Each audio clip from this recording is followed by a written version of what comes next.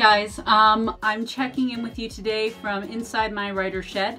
It's pretty hot in here, so I'm not going to take too terribly long. Hasn't cooled off for the evening yet, and I don't have the door open for any ventilation.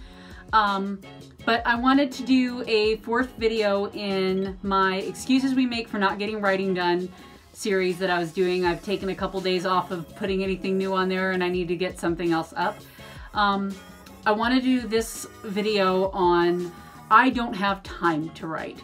I think this is a really common one for a lot of people, especially if you've got kids or you're going to school or anything like that. You may think, well, every second of my day is taken up. It's sleep, school, kids, work, whatever, eating if I'm lucky, and then more sleep. And usually I found that we tend to make ourselves out to be more busy than we are. I'm pretty sure that you find some time to like watch a show or do this, that, or the other thing. You know how I know? Because if you're watching this, you're watching something other than doing the other things you say you're too busy with.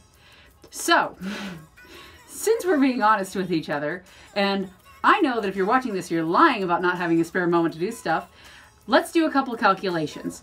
Let's say you could only find 15 minutes a day to write. Now let's say you do a 15-minute word sprint every day and you're writing as fast as you can. Let's say you only get 400 words done.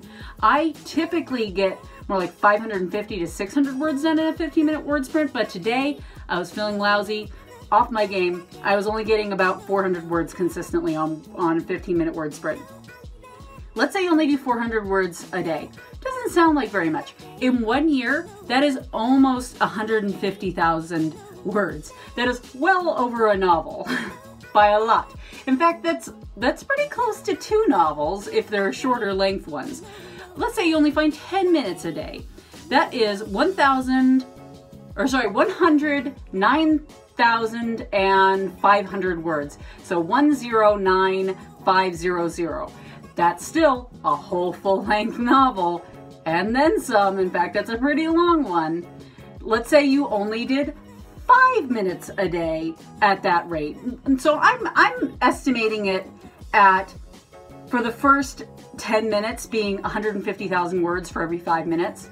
Or sorry, oh my goodness. Yeah, that would be amazing. No, sorry, 150 words for every 5 minutes that you're doing. And then I find that I tend to slow down in the last 5 minutes. I've kind of like lost my gusto. So that's why I estimated only about 100 words for the next 5 minutes in a 15-minute sprint. But let's say you only did 5 minutes and you got 150 words done a day. That's already almost 55,000 words in a year. That's a novella.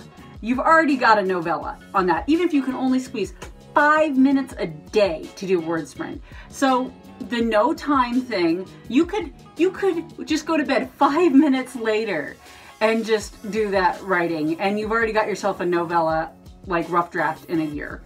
And then from there, editing.